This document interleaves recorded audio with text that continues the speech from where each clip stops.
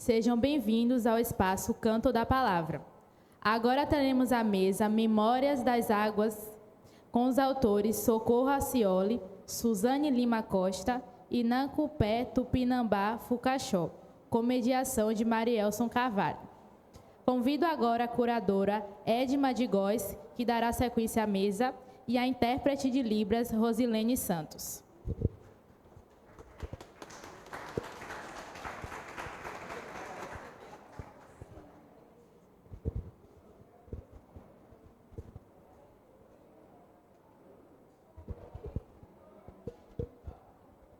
Oi, tá ligado?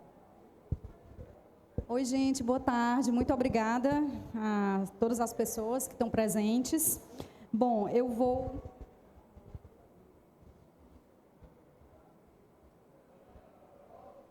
antes de chamar o mediador, eu vou fazer minha audiodescrição.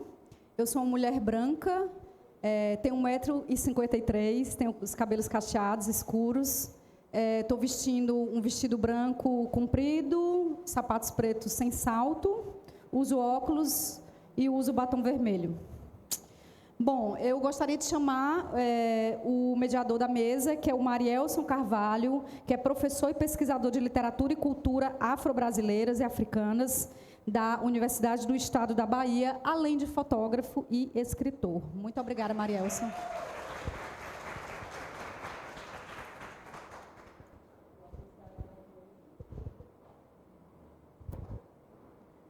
Olá, gente. Boa noite, tarde e noite. Eu sou Marielson Carvalho, professor de literatura, como já foi anunciado. Eu sou um homem negro, de pele clara, tenho 1,80 m, estou vestido com a camisa branca, com desenhos de Iemanjá, uma calça branca, e estou sorrindo. Vou agora convidar para a nossa mesa de hoje, que é uma mesa especial. Eu vou chamar, deixa eu me pegar aqui, o meu aqui. Eu vou chamar para a nossa mesa de hoje, que é uma mesa muito especial, né, que vamos falar de memórias, e essas memórias atravessadas por vários fios da memória dos povos originários, fios da memória do povo português, do povo africano. Então, a gente vai fazer uma discussão bem legal, sem ser acadêmica, um debate muito legal, um bate-papo com esses temas. Então, eu vou chamar aqui Nancupé Tupinambá Fucaxó, por favor, cadê ele?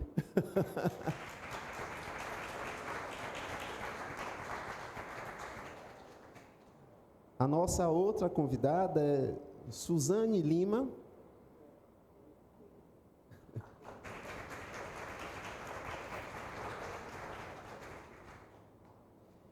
Por favor, pode sentar, Nancupé.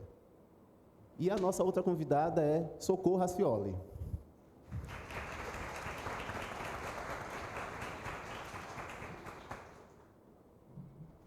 Bem, vou fazer aqui uma rápida apresentação dos nossos convidados, ok? Vamos lá.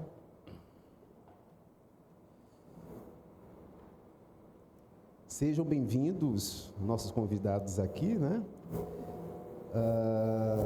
O Nancupé Tupinambá Fucaxó é indígena do povo Tupinambá, do litoral norte da Bahia, filho de pai tucano e mãe Tupinambá, raiz, e Fucaxó por acolhimento. Dedica-se à pesquisa escrita e ao ativismo pelas causas sociais, defesa dos direitos dos povos originários, defesa do meio ambiente e dos direitos humanos, tendo escolhido a literatura como fonte de ferramenta de educação, conscientização política e resistência. Ele também é graduado em Química Industrial, Engenharia Química, Economia e Jornalismo. É graduado em Filosofia e mestrando em História e Educação Africana, Povos Indígenas e Culturas Negras da UNEB. Palmas para Nancupé. Suzane Lima Costa, escritora e pesquisadora, professora do Instituto de Letras da UFBA, mestre e doutora em Letras pela Universidade Federal da Bahia. Publicou diversos artigos e capítulos de livros sobre literatura, com enfoque na temática indígena. E é criadora do portal, organizou os livros Cartas para o Bem Viver, e atualmente trabalha na criação da exposição do catálogo As Novas Cartas do País e coordena o núcleo de estudos das produções autorais dos povos indígenas. Palmas para a Suzane. E, por fim, Socorro Racioli, jornalista, escritora, não é? De Fortaleza, Ceará, coordena a especialização em escrita e criação, já ganhou o Jabuti em 2013, na categoria infantil, com a obra Ela Tem Olhos do Céu, de Céu, e em 2014 publicou A Cabeça do Santo, Companhia das Letras, que ganhou edições na Inglaterra, Estados Unidos, França, México e Itália. Em 2023, estreou na poesia com Takamidalar, é isso? As Ilhas Invisíveis, e está lançando Oração para Desaparecer, também da Companhia das Letras, seu segundo romance. Palmas para Socorro. Bem, como a nossa mesa trata dessas relações entre memória e ancestralidade, eu vou começar com uma frase que eu, inclusive no post desta mesa nas redes sociais, eu coloquei lá um comentário que é uma frase que eu gosto muito de Guimarães Rosa, que é assim: é só na foz do rio onde se ouve os murmúrios de todas as fontes. E a partir dessa referência das fontes e da foz do rio que deságua no mar, trazendo essa imagem do rio e do mar, porque é impressionante quando a gente lê os trabalhos dos autores, a gente percebe justamente essa fluidez das águas permanecendo na escrita deles, né? No trabalho que eles realizam e nas propostas que eles trazem como perspectiva mesmo de memória e ancestralidade. Como isso corre tanto nas nossas veias quanto nas nossas histórias. E aí eu queria saber, pegando essa referência da fonte, Nancupé, primeiramente você, qual é a sua fonte? O que borbulha nela? Conte pra gente. Gente, boa tarde. Na língua Fucaxó a gente fala Canguiqueretu. Na língua Tupi a gente fala Enecaruca. Então, Enecaruca para vocês, uma boa tarde. Eu quero abrir aqui, já que foi me dada essa honra, agradecendo esta oportunidade de mais uma vez estar aqui, agradecendo muito a curadoria, a coordenação, ao Marielso aqui presente. Para mim é uma honra poder estar com ele, e a esses dois encantos aqui, né? Ou seja, dividir esse espaço com a Socorro e a Suzane, que nós já temos aí uma caminhada, já tivemos em outras oportunidades juntos aí, principalmente com a Cauani, e a Socorro, que apresenta aí algo de fantástico para que a gente possa mergulhar profundo nessa fonte. Para a Bahia, que é a água, o sistema água, qual é a fonte? Que fonte que me traduz? Esta fonte que vem, que eu carrego comigo, carrego no sangue, carrego no meu DNA, que vem de uma oralidade e que, dentro desse contexto, a gente tenta traduzir um pouco disso para a escrita, já que a sociedade tem isso com grande importância e, através disso, se educa. Então, aí o desafio trazer essa oralidade para a escrita. Obviamente, eu conversava com o Marielso há pouco, se traz muita coisa, mas algumas coisas não é possível que se traga, ou então são colocadas de uma forma muito sutil, mas a fonte que me traz aquilo que me conduz é a força desse sagrado, a força do nosso pai Tupã, para o povo tupinambá, dentro da linha Tupi, a força do Araquedizã, o nosso grande espírito, é essa fonte que conduz e que faz com que, sem querer entrar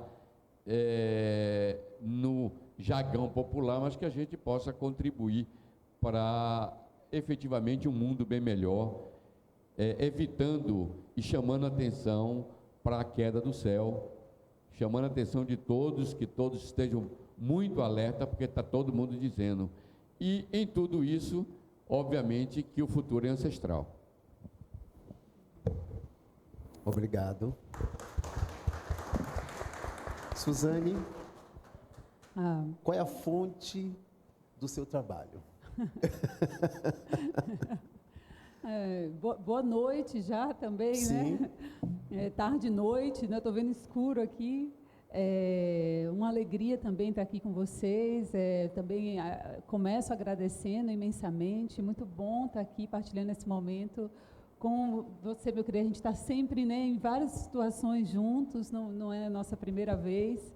E uma alegria estar aqui com a Socorro, né, depois da experiência de ter lido suas obras, e com o meu querido Marielson, colega, enfim. Agradecer muito, muito mesmo, tanto a curadoria, né, da EDMA, quanto aos organizadores por isso. E é engraçado, né, eu estou aqui falando, né, da presença e da alegria de vocês, e quando você fez a pergunta, a primeira coisa que me ocorre é interessante, que é a própria ideia de presença, né? Tentar, como é que eu fui, ao longo dos estudos que eu fui fazendo, perceber o corpo ativo, onde é que os corpos estavam sendo construídos, de onde é que eles ficavam ativos nos trabalhos que eu ia movimentando, principalmente dentro de todas as leituras e as produções que eu pesquiso com os povos originários. Então, assim, a grande questão era isso, né? Como é que a gente percebe a presença diante de uma história que colocou a ausência como um lugar, né? E aí, como a gente começa a entender, né, no exercício que eu faço de pesquisar cartas há mais de 15 anos, a gente começa a entender uma coisa interessante, né, para pensar essa coisa da fonte da presença. Os povos indígenas escrevem há 50 anos cartas endereçadas ao Brasil e aos brasileiros. Se você parar para pensar no conjunto de cartas que a gente tem hoje, nesse projeto, são mais de 2.000 cartas. E o que nos move mais, né? A gente pensando um pouco na fonte? Eles escrevem e, se você pensar assim, quem responde? Não tem resposta. São cartas escritas incansavelmente, né, há 50 anos, de uma forma bem ininterrupta mesmo, e em outros tempos da própria história do Brasil, a gente tem outras cartas, século XVII, século XVIII, século XIX, a gente tem outras cartas. E aí, o que é interessante nesse conjunto das 50 cartas? Assim, você está escrevendo e você não tem resposta, e você está escrevendo para um ausente. É uma ausência assimilada. Então, assim, é como se você estivesse ali o tempo todo buscando o destinatário da sua correspondência e, no final, construindo a sua própria presença na história. Então, quando eu falo que a fonte é a presença, é porque você percebe que, a partir desse movimento dos povos originários, eles tentam construir uma presença, mesmo sem interlocutor, né? Quando você escreve uma carta, você está chamando alguém para conversar com você, né? Senta aqui, vamos conversar. A carta é um encontro entre dois. E o que acontece com essas pessoas, com esses grupos étnicos, com esses sujeitos individuais, que eles escrevem e eles não precisam necessariamente dar resposta para continuar remetendo suas cartas. Se fazer presente. Estar presente é a premissa. Então, quando eu penso um pouco em qual é a fonte mesmo, é buscar os lugares dessa presença na história do Brasil, numa história que a gente sabe que essa presença parece que ela é contemporânea, parece que ela esteve em alguns momentos da história, mas sempre estiveram ali. é o óbvio da história do Brasil que a gente não tem essa percepção, nos foi negado, na verdade. É um projeto estratégico muito bem construído de negação dessa presença. Então, assim, a presença é a fonte, né? Que bom, Suzane. Palma, gente. Socorro, e a fonte da sua literatura? Me conte. Eu posso fazer uma pergunta para a Suzane? Pode, sim. Tomar teu lugar só um minuto. Onde é que a gente tem como ler essas cartas, pelo menos as mais recentes? Tem. A gente construiu um banco para essas cartas, que o nome é Cartas Indígenas ao Brasil. Né? Ali nesse banco já tem mais umas 1.500 cartas. A gente está fazendo um trabalho, né? Um grupo de mais de 12 pessoas. Aqui em Salvador.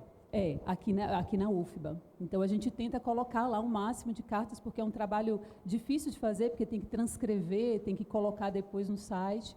Mas, assim, a gente já colocou, inclusive, as cartas do século XVI, e agora a gente está tentando fazer isso com as cartas desses outros períodos da história, porque são muito difíceis, né, para a gente pensar a própria tradução das missivas. Que coisa incrível. Eu queria falar só das cartas. Mas no seu livro também tem cartas. Tem. Mas eu tenho que responder qual é a fonte, né? Sua fonte, a fonte da sua literatura. Se você quiser já adiantar a fonte do seu novo trabalho, novo romance, também pode. Vai ser uma outra rodada, mas você pode. O próximo, o que vem ainda, vixe, eu pensei que tu ia pedir para dizer qual é a fonte da minha juventude.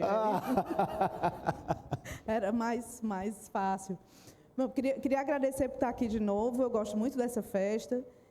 Vim há 2 anos e torço muito para que esse evento cresça e seja cada vez mais próspero, porque é uma das festas literárias mais legais das que a gente, né, vive frequentando pelo Brasil. E gosto muito de estar aqui. Quero agradecer a Edma.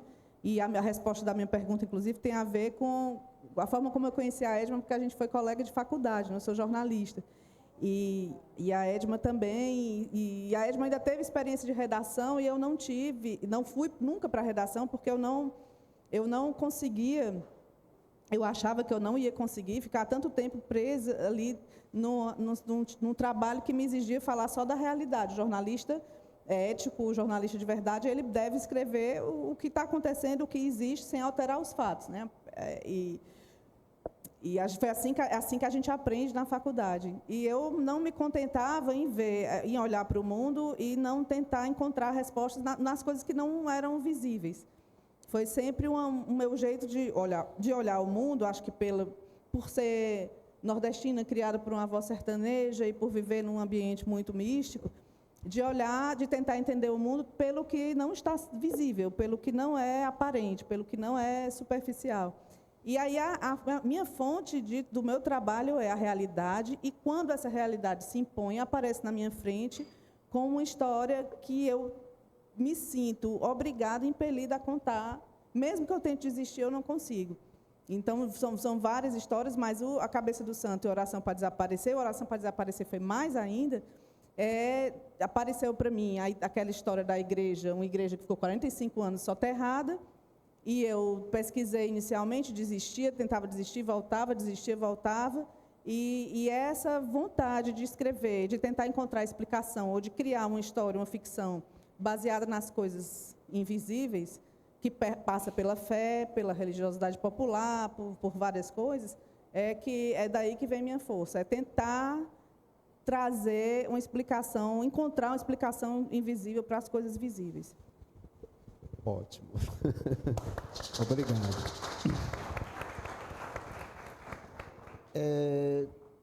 Vou começar agora por Suzane. Você falou que as cartas já estão... Em quantas cartas você... Mais de 2.000 cartas. 2.000 cartas. Isso dos 50 anos, né? Uhum, que a gente sim. tem um tempo mais corrido. Então, é uma fonte também de pesquisa para outros, né, interessados no tema e outros, né, que versam, né, sobre os povos originários. E você também está fazendo o que nós podemos também trazer a partir de Pierre Nora, um lugar da memória. Como você lida com no seu trabalho com essa questão da memória e como isso também transversaliza com a questão da ancestralidade, que depois vai ser a pergunta que eu vou fazer para Nancupê, né? Então, a memória como esse lugar específico dentro de uma perspectiva que está cada vez mais digitalizada, cada vez mais dispersa por conta, enfim, das redes sociais e das referências inúmeras, né, de identidades. Como é que essa questão da memória, no seu trabalho, é importante para essa preservação, né? É isso, porque assim, como eu penso a memória, não necessariamente como algo datado, que você resgata, né? Então, assim, a ideia é pensar muito, a memória está aqui, a memória se configura nesse presente, e a partir desse presente você localiza, você tenta entender como é que as coisas se processam. Então, como é uma forma de você entender que o corpo presente ali ele só se constrói em memórias, então é uma forma também de você ler a história, até nessa própria imagem do contrapelo, né, que a gente tem muito recorrente. Então, assim, a gente só, principalmente em alguns exercícios, né, um exemplo disso, as cartas, por exemplo, as cartas Tupinambá do século XVII, elas foram escritas elas foram trocadas, né? Você tem como é que eu posso dizer, militares indígenas, na verdade uma elite muito forte, guerreiros indígenas que construíram esse outro trânsito em relação a essa militarização e viviam de guerras e participavam dessas guerras, e eles trocam as cartas em tupi. Estou falando do Felipe Poti, eu estou falando do Antônio Paraupaba, e o que é interessante, do Pedro Poti, do Antônio Paraupaba e do Felipe Camarão. Então, o que é interessante nisso? Eles trocavam as cartas em tupi mesmo, mas eles estavam ali, né? A gente está em pleno, assim, as discussões que envolvem o Brasil holandês e as discussões com os portugueses, e eles fazem o exercício de troca em tupi justamente para criar uma comunicação direta, porque eles, mesmo sendo aliados, né? Aliado dos holandeses, o outro aliado dos portugueses, a comunicação entre eles era uma comunicação em tupi. Então, é muito interessante quando eu pego e penso assim, é presente o trabalho que eu faço, e quando eu penso a memória, quando o nosso grupo faz esse trabalho e pensa a memória, quando eu estive na aldeia dos Tupinambá, por exemplo, recentemente, 2005, eu estive lá como professora, eu ia dar aula de literatura, eu ia fazer esse recorte, essa literatura colonial. Quando eu explico o módulo, a primeira coisa que o Chauã Tupinambá levanta a mãozinha e pergunta assim, mas vem cá, você não fala tupi? Aí eu falei, falar tupi? Sabe, eu estava começando assim nas questões indígenas, não estava nem entendendo a pergunta dele. E ele falou bem assim, eu não estou acreditando, você não fala tupi. E aí a secretaria mandou mais uma que não sabe falar tupi. E todas as pessoas começou um burburinho e todo mundo falou, não, a gente não vai querer esse módulo, não. E aí, assim, eu vou fazer o que aqui? Não, você fica aí. O carro da FUNAI tinha ido embora, eu tinha que ficar 2 dias, eu fiquei 2 dias, e eu não dei aula. E aí eu perguntei, né, mas você quer falar tupi para quê? Qual é o objetivo que você tem de falar? Você fala português, está todo mundo aqui falando português, você fala tupi? Aí ele, não fala tupi, não. Mas tupi é a língua que a gente sonha, é a língua onde a gente se constrói subjetivamente, é a língua memória, né? E olha que interessante, quando eu pego essas cartas desse século, e eu me defronto com essa cena que eu vivi com o Chauã, e nesse século eles escreviam em tupi. E aí, quando eu perguntei a Chauã, mas como assim? Você quer uma língua que ninguém se comunica? E ele fala, não, mas eu quero para escrever nossos documentos e para ninguém entender. Eu que não tinha entendido nada ali. Eu que não estava entendendo o que ele estava dizendo. Então, eu dou um pulo na história, né? E vou entender, quando eu pego as cartas tupi do século XVI, aí eu entendo exatamente, né? Olha o que é isso que ele estava dizendo, de escrever em tupi hoje, no presente. Então, a memória é um pouco isso, né? É esse presente que está ativado ali. E você começa a entender como é que as coisas se montam e se processam. Que maravilha, gente. Massa mesmo. A Suzane e Rafael Chucuru Cariri organizaram este livro que se chama Cartas para o Bem Viver. Depois você vai ler um trecho de algumas cartas, eu tenho aqui as minhas preferidas, mas eu deixo para a organizadora também fazer a leitura de algumas partes, porque são cartas com diversos remetentes e destinatários, né? Nancupé. No seu livro, que se chama Índios, não, indígenas, talvez, povos originários, sim. Lá na página 87, 88, sou estudioso. Eu disse para ele que depois desse livro, eu tive um letramento fantástico sobre essa história dos povos originários, né? A gente já tinha uma leitura, mas quando a gente lê a partir desse protagonismo, né, é uma outra coisa. E você fala sobre protagonismo mesmo, né, de contar nossas próprias histórias, ou seja, trazer da oralidade para a escrita. Como é essa passagem? Como você falou no início da sua fala, tem segredos guardados que a gente não pode revelar. Até porque faz parte até de uma existência, né, que precisa realmente ser preservada. Como você lida com essa questão da memória escrita e da memória oral? Como é esse trânsito no seu trabalho? Tanto um trabalho ensaístico como este, como na sua poesia. Depois tem trechos aqui que eu queria que você lesse, viu, de poesia, tá? Que estão aqui no livro também dele. Oh. Bom, na verdade é assim, gente, carregar memórias é carregar a vida. Quando a gente traz as nossas próprias memórias, eu sempre digo, eu falei que a gente toma a literatura, e a literatura, no nosso caso, é parte do ativismo, eu diria. A gente, através da literatura, traz memórias e traz histórias, e desmistifica a história, e quebra estereótipos, ou seja, é esse o caminho que nós resolvemos seguir. A minha esposa, Cauani, já tem um projeto de 12 anos, e aí quando você fala assim, não pode contar segredo, eu digo para você que ela, nos 4 volumes dos livros dela, ela conta segredo, e ninguém entende onde é que está o segredo. O jogo é esse.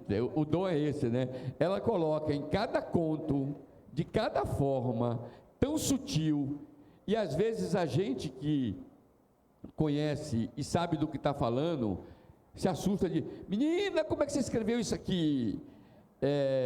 Calma, não está escrito, mas ninguém vai entender. E efetivamente é tão sutil isso, é tão bonito essa forma de fazer. No meu caso, eu sou mais o porradeiro, né?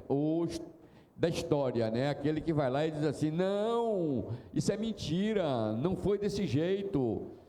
Quando a gente fala de cartas, eu lembro em 2019 eu escrevi um livro, que eu trouxe ele aqui, certo? Que fala exatamente de cartas, entre cartas, crônicas e textos jornalísticos. O que fizemos com o nosso povo? Ou seja,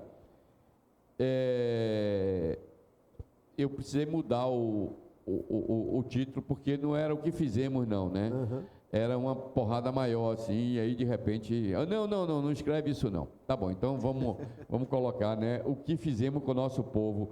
Ou seja, cartas, a começar pelo um tal de Pero Vaz de Caminha, que me escreve uma carta, assim, dentro de uma ideologia, na época das viagens ultramarinas e tudo mais, trazendo absurdos e mais esta carta é considerada o primeiro documento histórico do Brasil. Alguns dizem que é a certidão de nascimento do Brasil.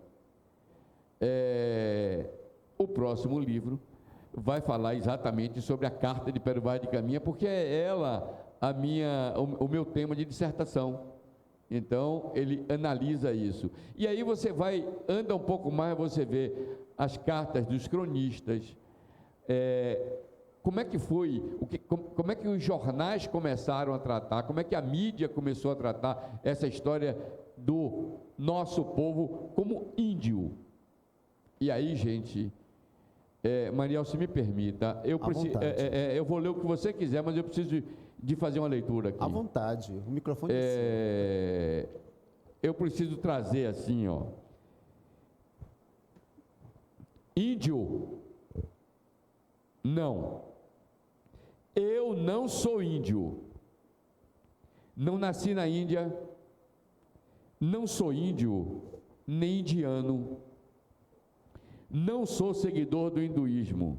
E assim, também hindu não sou. Não falo hindi, nem seus dialetos. Não posso ser nomeado pelo seu equívoco, pela sua ignorância, ou muito menos pelos seus erros, pelo seu poder de colonizar, pela sua crueldade de colonizador, insistindo em me reduzir, me apagar, me extinguir. Sou tupinambá, sou guerreiro, como gente, pinto meu corpo, carrego meus adereços, eles são sagrados, meus encantados me guiam. A mata é minha morada, lá estão meus ancestrais. Meu Deus é Tupã, o grande espírito me protege. Sou natureza, sou beleza, sou força e sou paixão. Sou tupinambá, eu não sou índio. A Índia é do lado de lá, eu sou do lado de cá. Sou Fucaxó, sou guerreiro, lutador, filho do Araquedizã. Meu rezo é sagrado, no tabaco ele se faz. Meu caminhar é o toré. Sou alegria, sou cantoria, sou alma, sou gente, sou dança e sou paixão. Sou Fucaxó. Eu não sou índio, sou tupinambá e sou Fucaxá. Sou Nancupé.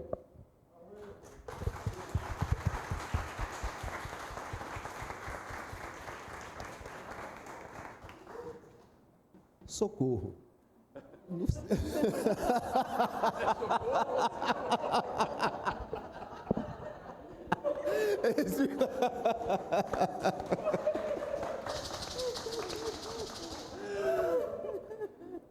Foi interessante, não é? Essa passagem. Socorro Racioli, no seu livro tem várias camadas de memórias, Jorge, que faz uma tese sobre a sua ancestralidade africana, Fátima, que recolhe os lenços, né, guardados nos baús, né, das famílias, né, do interior, né, de Portugal, o Félix, que inventa passados, né, Florice, que guarda o caderno do avô, ou do pai Afonso, sobre a ordem dos ressurrectos, né? E Cida, que quando vai, Aparecida, que quando se lembra dos sonhos, vai escrevendo no caderno das visões, né? Não é isso? Como foi fazer essa trama de fios de memórias, de diferentes territorialidades, identidades? É um livro que a gente passeia do Ceará para Portugal, depois para a África, então, e tem o Atlântico ali, fazendo essa mediação toda, né? As águas presentes. Como foi lidar com esse repertório imenso de memórias para fazer o seu último livro, Oração para Desaparecer? Doidice mesmo. Foi muita loucura, porque tudo começou, como eu falei, pela foto da igreja. Né? A igreja... Que está no livro, que está, inclusive... Essa foto que está por dentro da capa. Existe a foto que eu recebi, uma amiga me disse que tinha uma foto, que viu uma foto que achou a minha cara.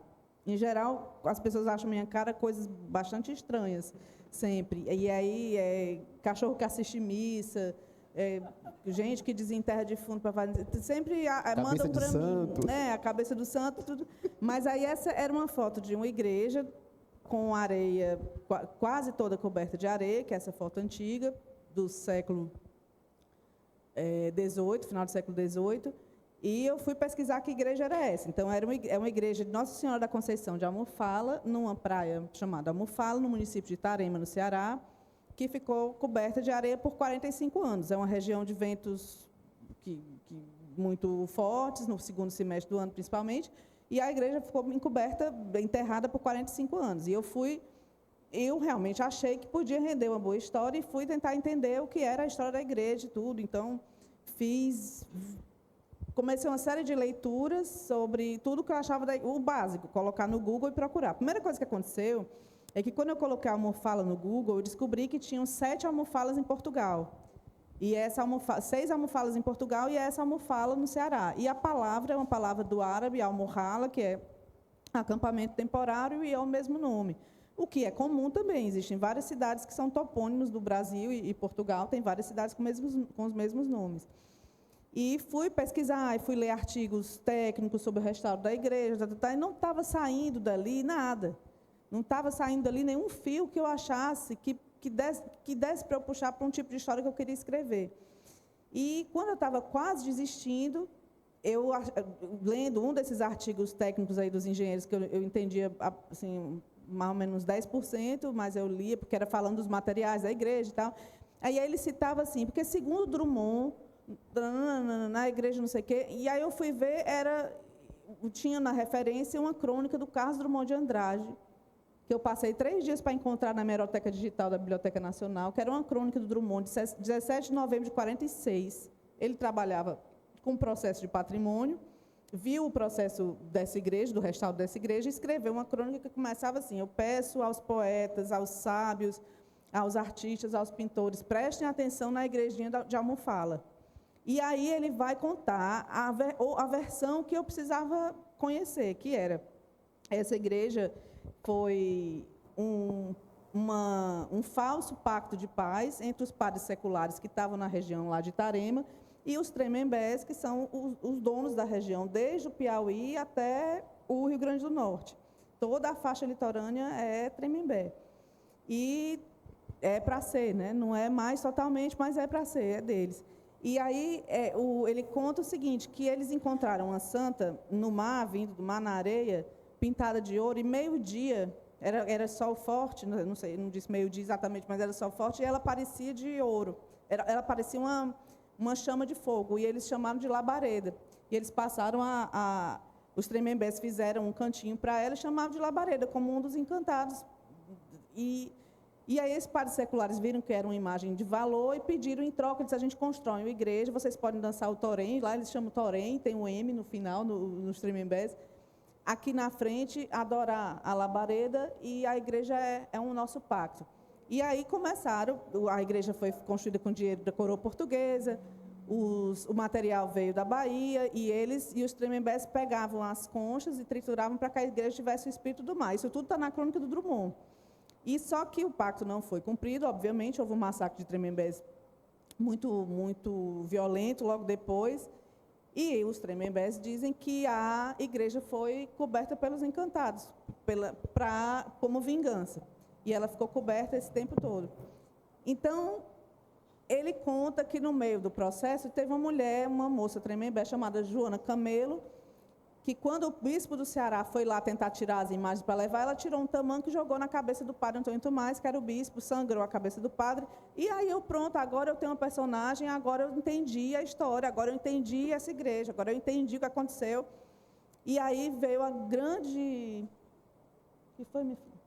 Aí veio o grande risco que eu corri de tratar de um tema que não era um tema que eu conhecia. Então, eu tive que ir à Almofala, fui à Almofala várias vezes, e estive com os Tremembés várias vezes, e fiz todas as entrevistas que eu pude, e convivi, e tive a ajuda também de 2 antropólogos, principalmente de um antropólogo que trabalha com a religiosidade Tremembé. Então, essa história foi se construindo, para resumir, porque é muito comprido, essa história foi se construindo desse convívio, dessas inúmeras idas à Almofala, para entender, de ir nas casas de cura, de ir no salão dos Tremembés para participar dos rituais religiosos, mas, ao mesmo tempo, de, a partir disso, tentar construir uma história que que conseguisse construir esse vínculo entre as almofalas.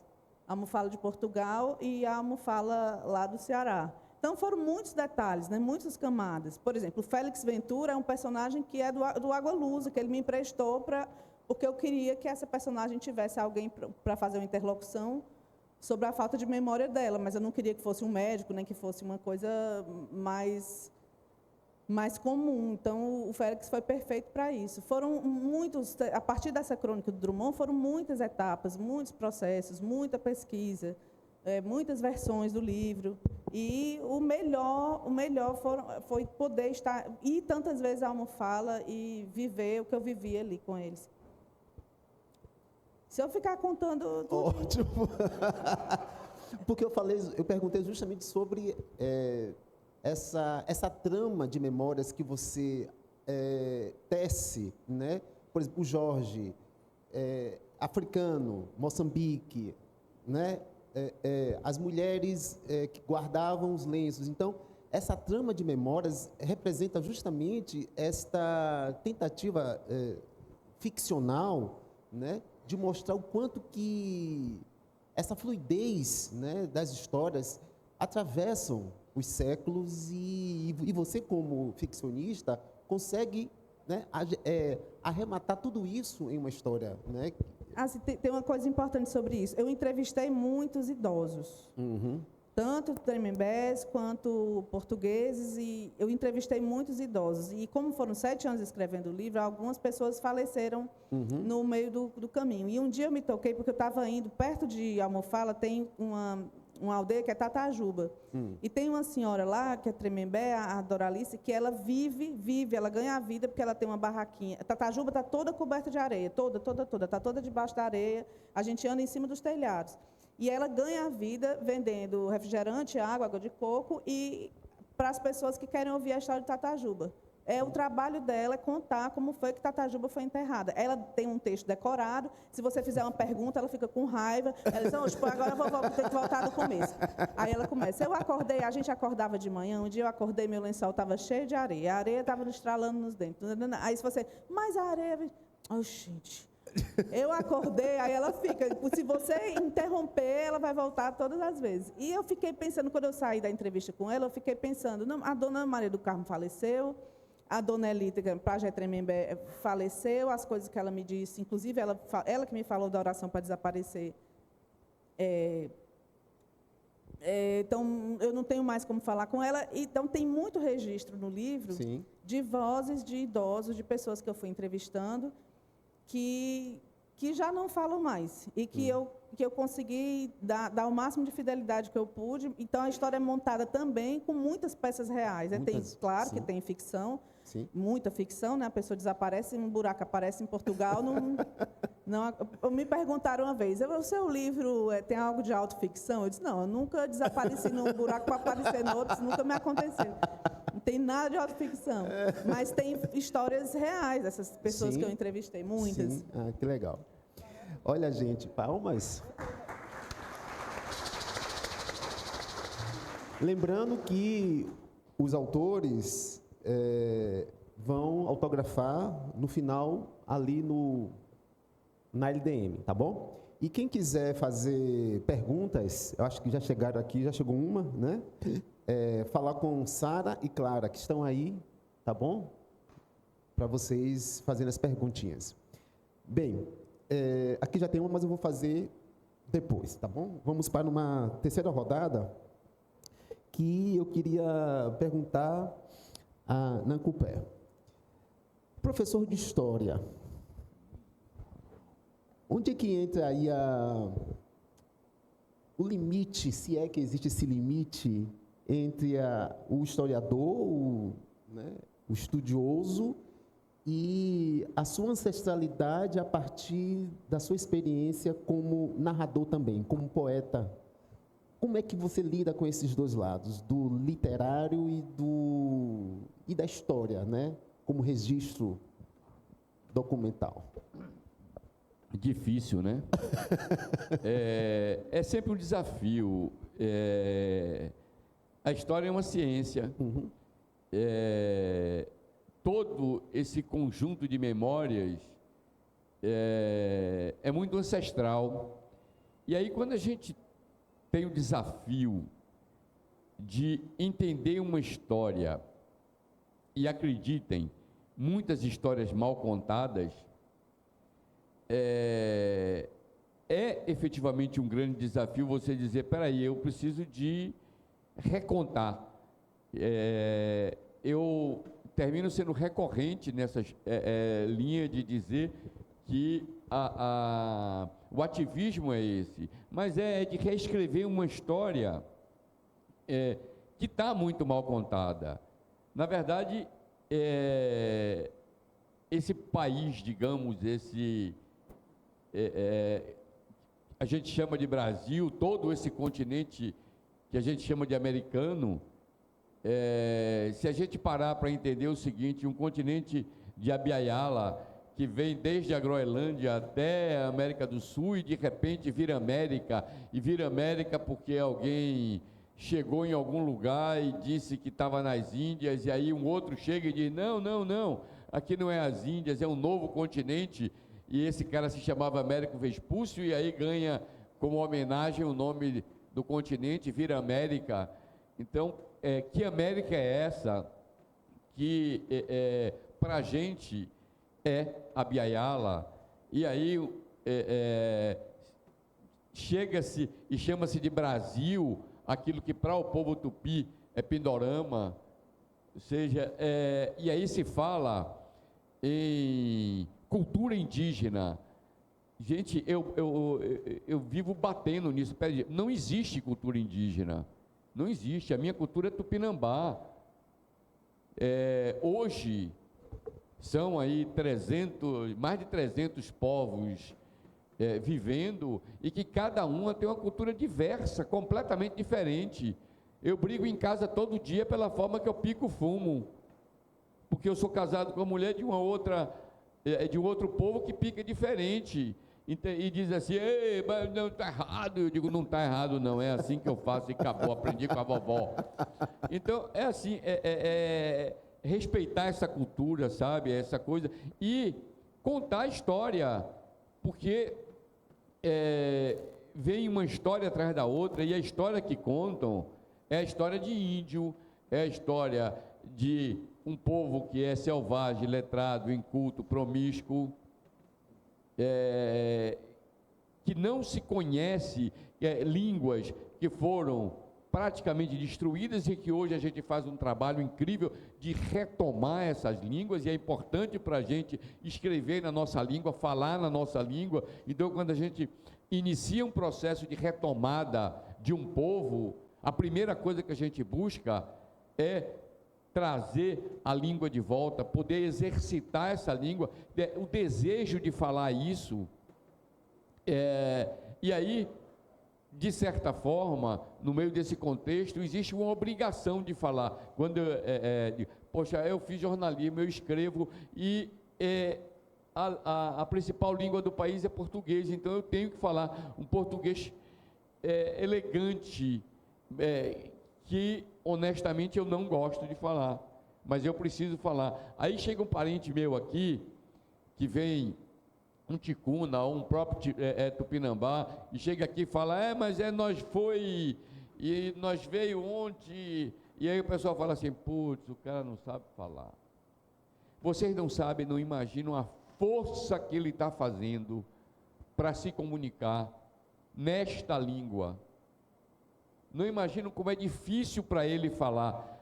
E por que quando chega um alemão aqui e fala assim, porque você me deu o faca e eu vou para comer com a garfo, todo mundo acha tão bonitinho, ele tem problema com os artigos, porque não é assim, né? A gente precisa de entender isso e de valorizar isso, e aí isso passa por essa reescrita da história. Precisamos sim reescrever, tirar esse apagamento todo. Aí hoje se fala assim, que legal, tem um protagonismo indígena que, olha, tem à custa de muita luta, à custa de muita porrada, à custa de muito sangue. A verdade é essa. E saibam, não é bonitinho do jeito que a imprensa pinta. Hoje a gente tem o Ministério dos Povos Indígenas. Poxa, uma tremenda de uma guerreira, uma mulher maravilhosa, que luta todo o tempo e que ninguém sabe o que é que passa dentro do contexto político. Então, essa história do protagonismo indígena, porque está aí, porque está à frente, para estar, é luta todo dia. Eu faço questão, todas as vezes que eu falo, de dizer, e acreditem no que eu digo, todos os dias morre um. Todos os dias morre um de nós, morre uma liderança, morre um guerreiro, morre um guardião. Todos os dias uma mulher indígena é estuprada, ainda. O DNA feito coletivo do Brasil demonstra que 85% da população brasileira tem sangue indígena. E na vertente feminina, sabe o que quer dizer isso? Quer dizer que a mãe do Brasil é indígena. Está lá, nossa parente Miriam Cretil que escreveu isso. A mãe do Brasil é indígena, mas todos se orgulham muito mais do seu pai europeu, que tem um filho bastardo. Então, é preciso que a gente tome esse protagonismo de verdade. Tem uma grande liderança na Bahia chamado Babau, Cacique Babau, é um tupinambá de Olivença, e ele diz o seguinte: imagine se todos acordarem para essa ancestralidade indígena que está dentro deles, imagine se todos despertarem, acabou o problema. Imagine se todos despertarem para essa ancestralidade.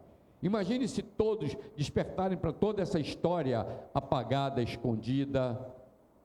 Nós teríamos o verdadeiro levante dos povos indígenas. Eu espero que isso um dia ainda aconteça.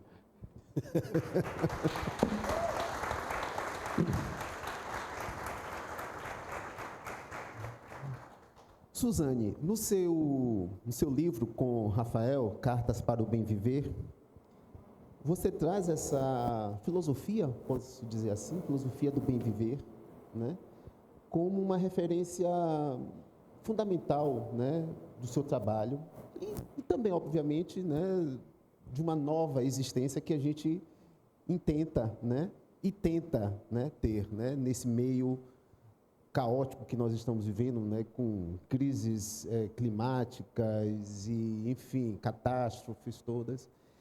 Mas é interessante também pontuar que, nesse seu livro, a sua organização também trouxe outras formas de bem viver. Não somente aquela de referência indígena, também de quilombolas, né, do povo negro, né, LGBT.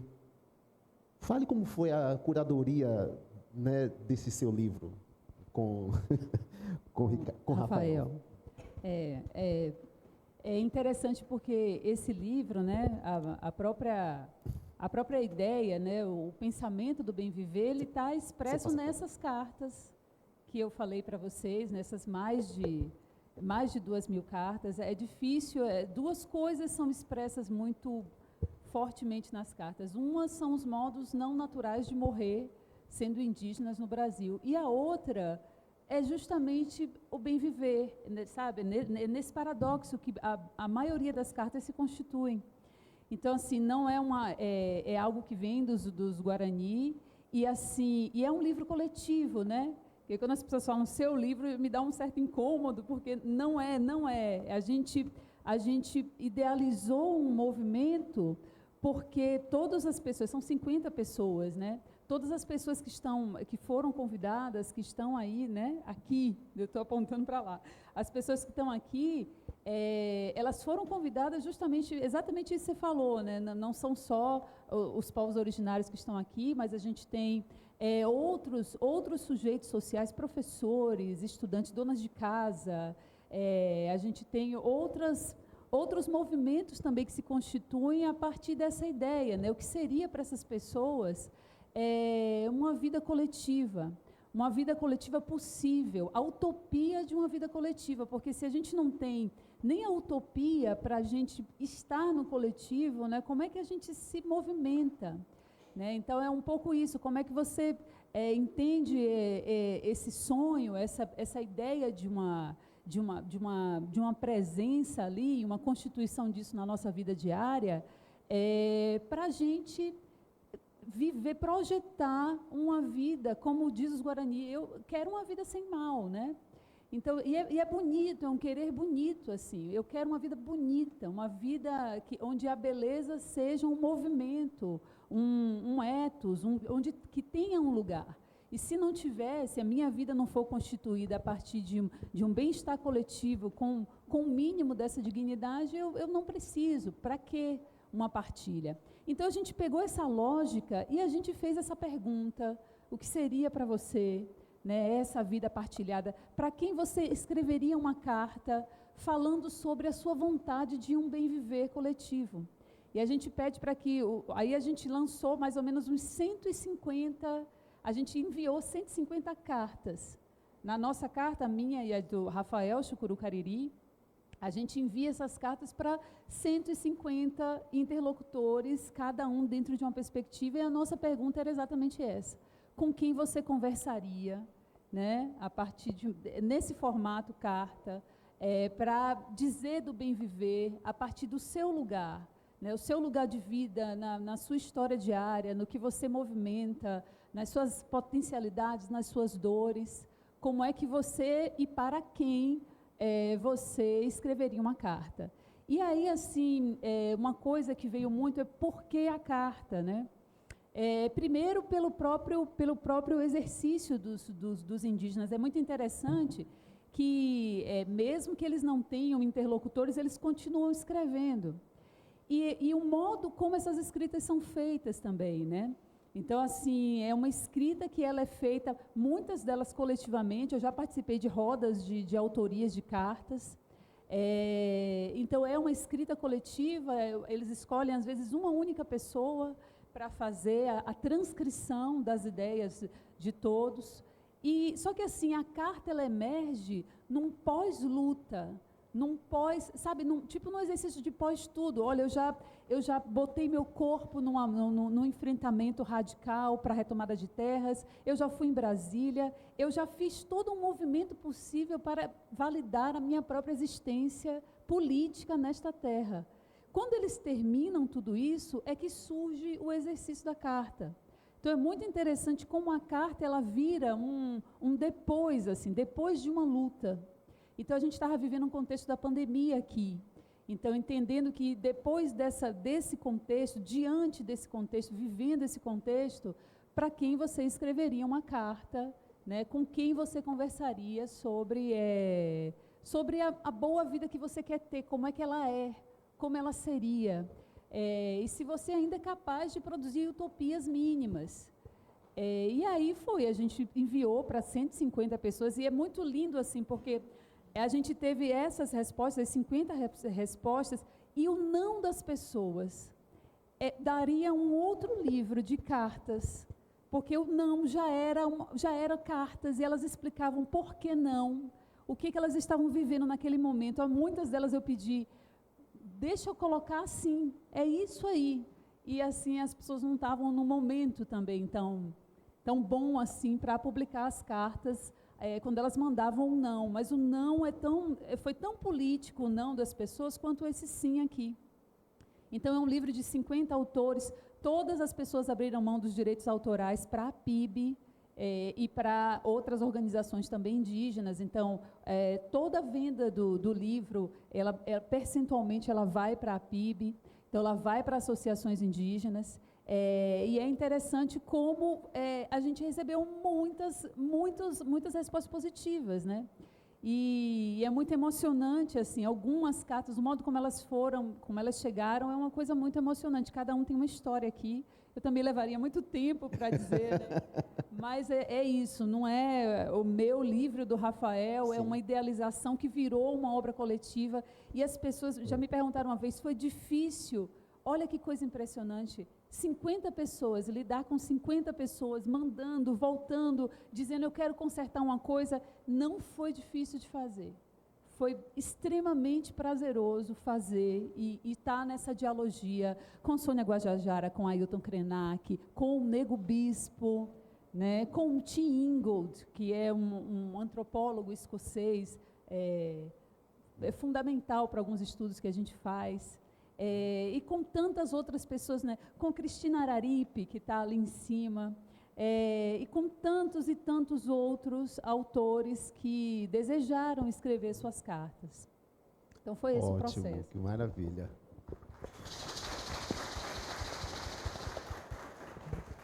E é um livro de memórias. Ele é um livro de memórias, com certeza. Não é? E tem a pandemia num pano de fundo aí. Muito bonito. Vamos fazer a última pergunta para Socorro, depois vamos passar para as perguntas, né, vindas do público. Curadora, como é que está meu tempo? Posso ir? 5 minutos? Socorro, explica oração para desaparecer. Como chegou às suas mãos e como você passou esse título para, quer dizer, essa oração, né, esse material para o título do seu livro. Como foi? 5 minutos. Ela não é doida. 5 não, em 2, né? Não, eu entrevistei, uma das pessoas que eu entrevistei foi um senhor, o mestre Júlio, lá em Almofala, que foi a única pessoa que eu entrevistei que viu a igreja enterrada. Ele era criança, ele viu a igreja ainda toda coberta e ele ajudava na lua cheia a tirar. E aí ele me disse, olha, aqui a gente não passava perto da igreja, porque se a gente passasse perto, a gente ouvia o sino bater, a gente ouvia vozes lá dentro, a gente ouvia canto, e tinha coisa que desaparecia em Portugal e vinha aparecer aqui. E quando ele me falou isso, ele me deu a chave que eu precisava para resolver essa relação entre as duas almofalas, né? Tem uma coisa que eu queria falar sobre isso, inclusive, mas Nancupé falou uma coisa que me lembrou um pesquisador, Roberto Gambini, que estudou os Yanomami, e ele é um pesquisador junguiano e ganhou um prêmio da Sociedade Jung com um trabalho que é Espelho Índio, o nome do trabalho, do livro, e ele fala que o Brasil, que todos esses problemas insolúveis do Brasil, essas questões que a gente tem desde sempre, ele comparava como se o Brasil fosse um paciente que vai para um psicólogo fazer análise e que nega a mãe e nega o pai, pensando o pai como pai africano, que é como se fosse um paciente que nega, que não quer ser filho daquela mãe, não quer ser filho daquele pai, que quer ser filho de uma outra pessoa que não é de fato. Então, se a gente pensar isso, colocar isso numa perspectiva individual, a gente entende que é um desastre. Você ser filho de alguém que você não quer ser, que você nega, que você não quer ser filho daquela pessoa de jeito nenhum, individualmente é um desastre. Imagine coletivamente. E o trabalho dele me ajudou muito a entender as coisas que eu estava fazendo com o livro. Mas a oração para desaparecer, quando o mestre Júlio me falou que as coisas desapareciam, eu disse, bom, então essa minha personagem vai desaparecer aqui e aparecer lá. E falar e tratar dessa colonização violenta e dessa presença portuguesa na nossa vida.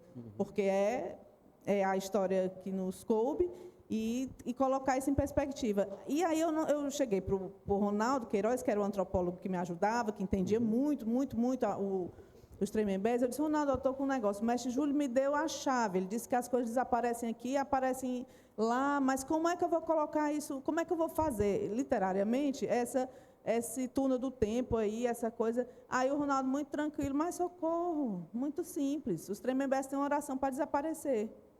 E aí eu fui falar com a dona Elita, a pajé, né? E ela... Eu fui no dia do meu aniversário, ela rezou, fez várias, falou várias coisas. Aí teve uma hora que ela fez silêncio, aí ela disse, né, essa eu não posso falar, que essa eu só posso falar quando eu souber, quando os encantados me avisaram que eu vou morrer, e aí eu tenho que passar a oração para alguém. E aí eu perguntei a oração para desaparecer, aí ela disse que é uma oração que só funciona com os Tremembés, então eu botei no livro uma oração ficcional, mas toda vida que eu falo desse livro, as pessoas perguntam a oração verdadeira. Eu posso dizer que, o que a pajé me disse, ela disse que eu pude dizer que é a oração de São Jorge interrompida, com mais umas frases, mas não funciona, se você não for Tremembé e não estiver em perigo. Então, não adianta tentar. Tem que estar em perigo. Tem que ser Tremembé e estar em perigo e rezar né, dentro dessa situação. Aí desaparecem. Eles me explicaram, dizem, a gente fica, se estiver perto de uma árvore, fica igual a árvore, ou então a pessoa passa e não vê a gente. Essa eu queria, às vezes. Eu queria muito. Mas eu perguntei, mas dona Elita não tem um jeito. Mas eu fui perguntar para o pajé Luiz Caboclo, assim, não tem não, assim, um jeito da gente rezar e dar certo. Ele passou meia hora brigando comigo. Aí nunca mais eu me atrevi a querer saber demais. Mas a oração é deles, existe, é Tremembé, e o título do livro é lindo e é deles. É deles, não é... Eu posso elogiar porque não é um título que saiu da minha cabeça, é um título de uma oração Tremembé, muito bonita. Ok. Obrigado. Olha, eu vou fazer 2 perguntinhas, pode ser? Pode ser, curadora? Pode. Oh, faz isso não, tá tão bom. Não tá, gente, legal? Mas porque não vou desrespeitar a ordem, viu? Do tempo. Olha, mais uma. É o quê? Ah, tá. Precisamos encerrar para autógrafos a mesa das 19 horas. Mas algumas falas de Socorro contemplam aqui uma pergunta feita por Everton sobre a história real, daria boa ficção. Já respondeu, Everton, né? Uma outra é sobre, deixa-me ver aqui, nos seus dois romances você parte de um fato real concreto. Você já tem uma terceira história? É uma trilogia, viu? E uma Só pergunta... não vou dizer qual é, porque a Edmo não deixa. Não deixa, né? Mas uma pergunta rapidinho para vocês, somente uma frase, tá? É uma pergunta para os 3, inclusive. Foi a única pergunta que foi para a turma. Qual é o lugar do sonho e do encanto na escrita de vocês? Essa pergunta é fantástica. Rapidíssimo. Qual é o lugar do sonho e do encanto na escrita de vocês? Pronto. Começa por Socorro, que está embalada. Socorro, rapidinho, senão Edma nos... Qual é o lugar do sonho? Quem foi que fez essa pergunta? Quem é esse poeta? Qual é o lugar do sonho do lugar do sonho? Mônica.